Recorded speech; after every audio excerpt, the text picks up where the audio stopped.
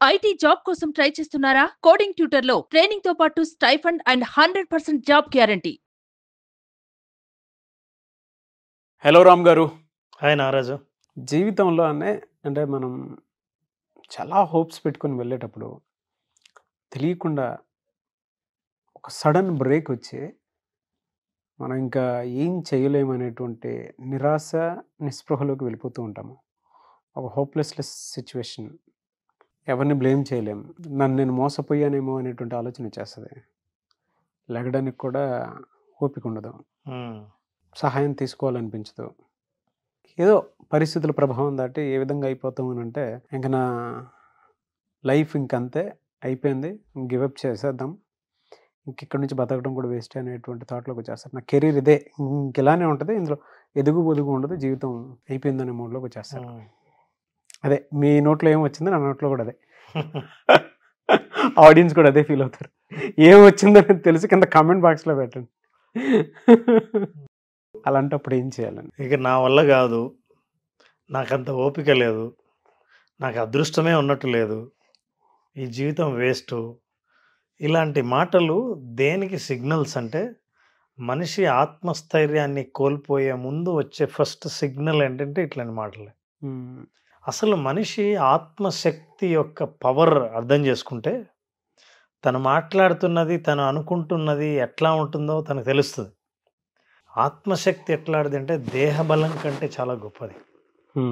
మనిషి ఎంత దృఢంగా ఉన్నా సరే మనిషికి ఆత్మస్థైర్యం అనే ఉన్నవాడు శారీరకంగా బలంగా ఉన్నవాడి కంటే ఇంకా ధైర్యంగా ఉంటాడు.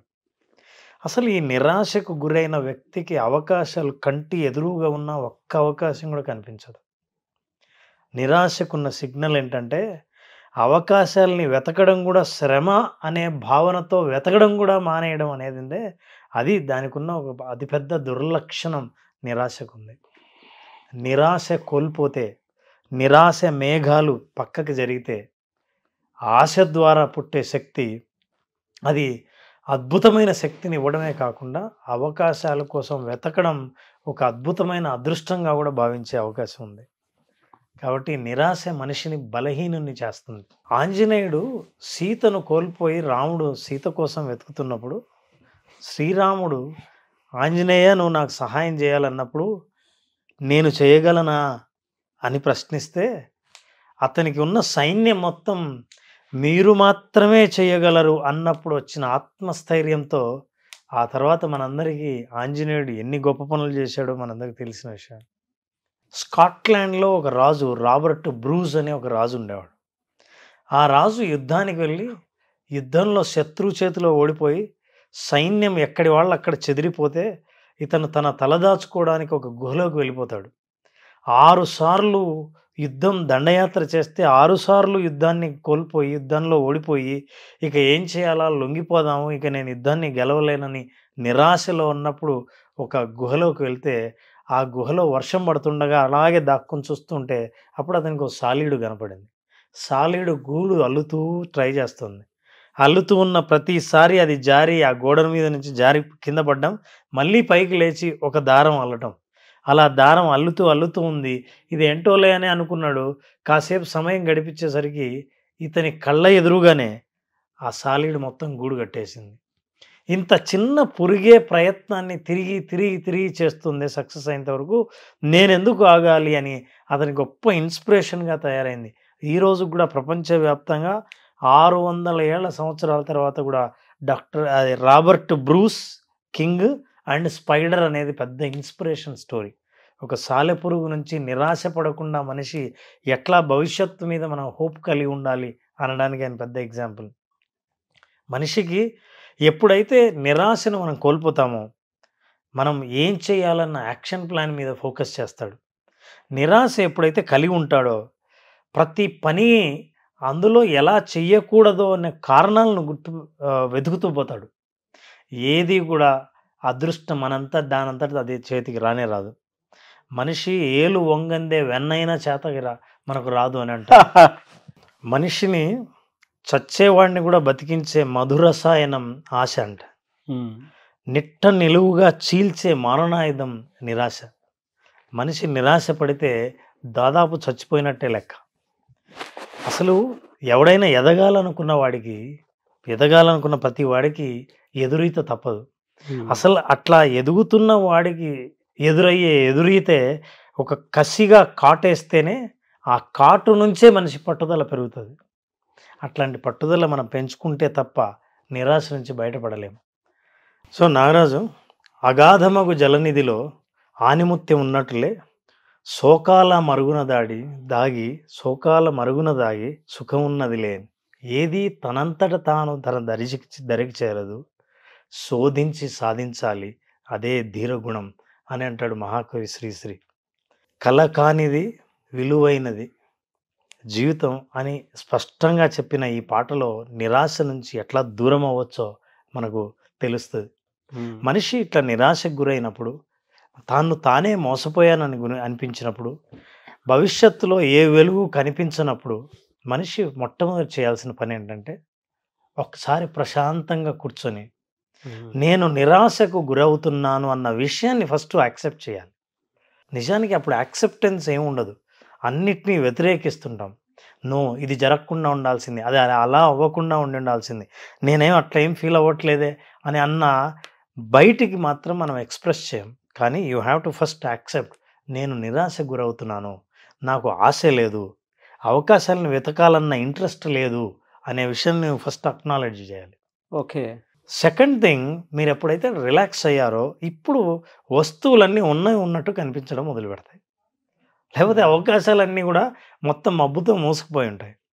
ఎప్పుడైతే ఉన్నట్టు కనిపిస్తాయో ఒక్కొక్క గడ్డిపోచను తీసి మోకుగా తాడు అయితే అట్లా తయారు చేస్తామో, ఒక్కొక్క అవకాశాన్ని కూడా వదలకుండా అన్నిటినీ ప్రయత్నిస్తూ ముందుకెళ్ళాలి తప్ప, ప్రయత్నం ఎప్పుడు ఆపావో అదే మరణం అవుతుంది తప్ప ప్రత్యేకంగా మనిషి చచ్చిపోవాల్సిన అవసరం లేదు.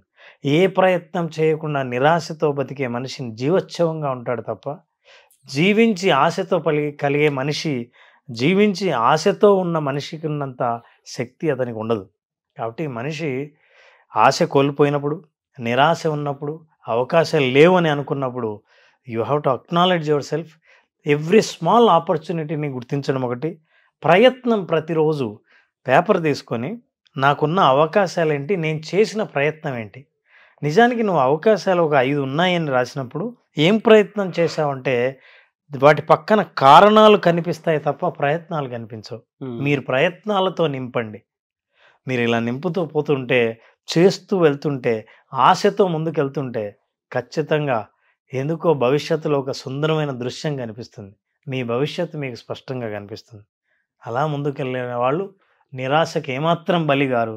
ఆశ అనే వెలుగు ఎప్పుడు వాళ్ళకి దారి చూపిస్తూనే ఉంటుంది. నాకు మీరు అలా చెప్తుంటేనే చాలా మందికి ఉండేటువంటి అతిపెద్ద సమస్య నిజంగా ఒక్కోసారి ఏమైపోతుందంటే, చుట్టుపక్కల తల్లిదండ్రులు ఉంటారు, కట్టుకున్న భార్య ఉంటుంది, కట్టుకున్న భర్త ఉంటాడు, కానీ హోప్లెస్నెస్ అంటే అది ఆ జీవితం ఎక్కడో మనకు కనిపించకుండా ఉండేటువంటి ట్రామాలోకి వెళ్ళిపోతూ ఉంటాం సార్. ఆ టైంలో బాడీ లాంగ్వేజ్ కానీ మనం కానీ ఉండేటువంటి తీరు ఉంటుంది సార్. అసలు లేచి నిలబడదామంటే బాడీ సపోర్ట్ చేయదు, ఒంట్లో నీరసం, ఓపిక ఉండదు, ఇంకా చచ్చిపోయటం బెటర్ ఏమో, ఎందుకు ఇలానే ఉంటుంది జీవితం అనేటువంటి క్లారిటీకి వచ్చేస్తుంది. బట్ ఈ వీడియో ఒకసారి చూసిన తర్వాత జస్ట్ ఎవరికైనా సరే రిలాక్స్గా ఇలా ఒక చోట కూర్చొని డెఫినెట్గా వాళ్ళకి అనిపిస్తుంది అవకాశాలు ఏమేమి ఉన్నాయి మన కంటి ముందు ఆలోచిస్తే. ఎదగాలనేటువంటి ఆలోచన, కోరిక కనుకుంటే ఒక్క అవకాశాన్ని ఇలా పిక్ చేసి ముందుకు వెళ్ళిపోవచ్చు. ఎప్పుడూ కూడా సమస్యలో నుంచి చూడకూడదు, అవకాశంగా చూసి ముందుకెళ్తేనే దాని వాల్యూ తెలుస్తూ ఉంటుంది. మీరు చెప్తుంటే ఒక గైడ్, కోచ్, మెంటర్ పక్కన కూర్చొని చెప్తున్నట్లేదు సార్. ఒక ఫ్రెండ్ పక్కన కూర్చొని భుజం మీద చేసుకొని మాట్లాడుతున్నట్టుంది. అంటే అంత డెప్త్ విషయాలు చెప్పారు మీరు. Very happy for you sir. So ఎదురు దెబ్బ లేకుండా ఎదగాలని అనుకోవడం ఉందే, అది ఎట్లుంటుందంటే సంసార సాగరంలో స్టీమర్ మీద వెళ్దామని అనుకున్నట్టు ఉంటుంది. ఈదాల్సిందే. అవును. సో అట్లాంటి అవకాశాలని మనం యాక్చువల్గా విజువలైజేషన్లో కూడా చెప్తున్నారు. ఏదైనా సమస్యలో మీరు ఇరుక్కున్నప్పుడు సమస్య సాల్వ్ అయితే, సొల్యూషన్ కనిపిస్తే, ఆ సొల్యూషన్ ద్వారా నీకు అద్భుతమైన ఆశ కల్పిస్తే అప్పుడు జీవితం ఎంత అద్భుతంగా ఉండాలని నువ్వు కోరుకుంటున్నావో ఆ జీవితం ఎలా ఉంటుందో దాన్ని రాయాలి. నా జీవితం ఎలా ఉంటుందంటే నేను ఇలా పొద్దున్నే చక్కగా డ్రెస్ చేసుకొని స్నానం చేసి డ్రెస్ చేసి నా వెహికల్లో నేను వెళ్ళాల్సిన చోటికి బయలుదేరుతూ ఉంటే కారులో పాటలు పెట్టుకుని వింటుంటే ఆ లైఫ్ ఎలా ఉంటుంది అన్నది నువ్వు డిస్క్రైబ్ చేయాలి. డిస్క్రైబ్ చేసిందని విజువలైజ్ చేయాలి. ఆ విజువలైజ్ చేసినప్పుడు నీకు అవకాశాలు కనిపించడం మొదలుపెడతాయి. చాలా మంచి లైఫ్ లెసన్స్ ఇందులో, లైఫ్ స్కిల్స్ కూడా ఉన్నాయి. ప్రతి ఒక్కరూ ఫేస్ చేసేటువంటి ప్రాబ్లమ్ని అలా చిటికలో బయటపడేలా చేశారన్న. కమింగ్ టు క్లాస్ ఎప్పుడుండే అవకాశం ఉంటుంది మళ్ళీ విజువలైజేషన్ ప్రాక్టికల్? ఎస్, సెషన్ చాలామంది బేసిక్ విజువలైజేషన్ ఎక్స్పీరియన్స్ అడుగుతున్నారు. సో మనం సెప్టెంబర్ 3న స్టార్ట్ చేస్తున్నాం. విజువలైజేషన్లో ఏంటంటే టైటిల్ కూడా ఏంటంటే విజువలైజేషన్ ఓన్లీ ప్రాక్టీస్. చాలామందికి నిజంగా ప్రాక్టీస్ చేసే టైం లేదు. చాలా టెక్నిక్లు తెలుసు, చాలా పద్ధతులు తెలుసు, చాలా నాలెడ్జ్ ఉంది. ఇవన్నీ ఉన్నా సరే ప్రాక్టీస్ చేయడానికి టైం దొరకట్లేదు ఎవరికి. కళ్ళు మూసుకున్నప్పటి నుంచి విజువలైజేషన్ కోసం ఎప్పుడెప్పుడు తెరుద్దామా అనుకునే వాళ్ళందరి కోసం కళ్ళు మూసుకుంటే ఒక కొత్త లోకంలోకి ప్రయాణించి ఆ కొత్త లోకంలో మీరు కోరుకున్న ప్రపంచాన్ని సృష్టించగలిగే ఒక విజువలైజేషన్ ఎక్స్పీరియన్స్ని 5 రోజులు పాటిస్తూ స్పెషల్గా ఈసారి ఒక ఎపిసోడ్లో మాత్రం రాత్రి యోగ నిద్ర అన్న ఒక ఎపిసోడ్ చేస్తుంది. ఈ యోగ నిద్రలో ఎందుకు అంత స్పెషల్? యోగ యాక్చువల్గా వినాయక చవితి వస్తుంది, పండుగ ముందు ఈ యోగ నిద్రలోనే సబ్కాన్షియస్ మైండ్లో వాళ్ళు విజువలైజ్ చేస్తూ నిద్రలోకి వెళ్ళిపోతారు. నిద్ర సరిగ్గా రాని వాళ్ళు ఆ రోజు ఒక ½ అన్ అవర్ నిద్ర 3 గంటల డీప్ స్లీప్తో సమానం. అటువంటి యోగ నిద్ర అనుభవాన్ని పొందాలంటే మన 5 రోజుల సెషన్లో ఒకరోజు వాళ్ళందరికీ యోగ నిద్ర అద్భుతమైన అవకాశం ఇవ్వడం జరుగుతుంది.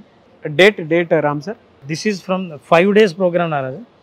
3rd September నుంచి ఈ 5 రోజుల్లో 4వ రోజు రాత్రి యోగ నిద్ర ఉంటుంది. రాత్రే సెషన్ ఉంటుంది. ఈ యోగ నిద్రతో పాటు అందరూ నిద్రలోకి వెళ్ళిపోవడమే ప్రోగ్రామ్. సో September 3న ఎవరైనా ఎన్రోల్ చేసుకోవాలి అనుకున్నటువంటి వాళ్ళు ఆ రోజు నుంచి ప్రోగ్రామ్ స్టార్ట్ అవుతుంది. స్క్రీన్ మీద మీ కాంటాక్ట్ నెంబర్ కనిపిస్తుంది. Visualisation 2.0 practice, only practice. అంటే చాలామందికి ఇది అనుభవంలోకి ఎలా వస్తుంది అనేటువంటి డౌట్స్ ఉంటాయి కదా, అటువంటి వాళ్ళు మాత్రం డెఫినెట్గా ఎన్రోల్ చేసుకొని క్లాస్ని అటెండ్ అవ్వాల్సినటువంటి వాళ్ళు స్క్రీన్ మీద మీ కాంటాక్ట్ నెంబర్ కనిపిస్తుంది. దాన్ని మీరు కాల్ ఆర్ మెసేజ్ వాట్సాప్ చేసి September 3న ఎన్రోల్ చేసుకోండి. ఈ వీడియో లైక్ చేయండి, షేర్ మాత్రం తప్పకుండా చేయండి. ఇలాంటి మరిన్ని వీడియోస్ కోసం మా ఛానల్ ఫాలో అవ్వండి. Thank you so much Ram sir. Thank you Naraj.